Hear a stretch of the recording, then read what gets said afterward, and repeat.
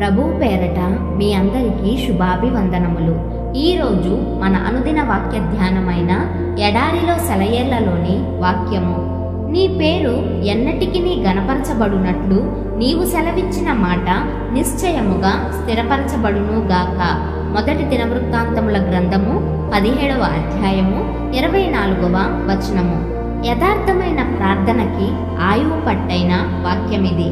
చాలాసార్లు మనకి వాగ్దాత్తం కాని వాటి కోసం ప్రార్థిస్తూ ఉంటాము.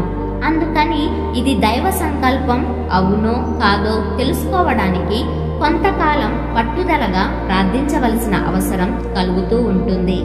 అయితే కొన్ని సమయాల్లో మాత్రం మనం అడుగుతున్నది దేవుని చిత్తానికి అనువైనదే అన్న దృఢ నిశ్చయం కలుగుతుంది. దావీదు జీవితంలో ఈ ప్రార్థన అలాంటిదే. బైబిల్లో ఉన్న ఒక వాగ్దానాన్ని తీసుకొని దాని కొరకు వాదించడానికి ప్రేరేపణ కలుగుతున్నది. దానిలో మనకి సంబంధించినదేదో ఉందనిపిస్తుంది. అలాంటి సమయాల్లో స్థిరమైన విశ్వాసంతో దేవా నువ్వన్నట్టుగా చెయ్యి అని ప్రార్థిస్తాము. దైవవాక్కులోని ఒక వాగ్దానం మీద చెయ్యి వేసి అది కావాలి అని అడగడం అన్నింటికంటే క్షేమకరమైనది, అందమైనది. ఇందులో మనం చెమటోర్చవలసినదేమీ లేదు, పెనుగులాడవలసిన పని లేదు.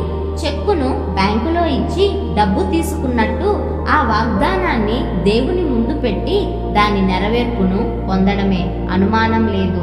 ప్రార్థన ఖచ్చితమైనదైతే చాలా ఆసక్తిదాయకంగా తయారవుతుంది.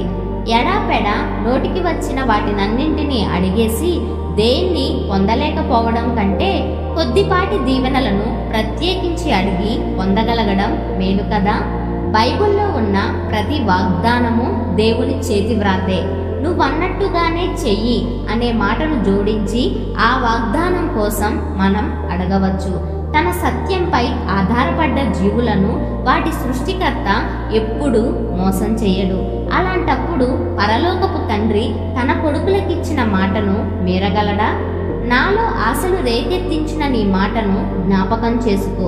ఇది ఫలితాలను ఇచ్చే ప్రార్థన. దీనిలో 2 అంశాలున్నాయి. ఇది నీ మాట, దీన్ని నిలబెట్టుకోలేవా?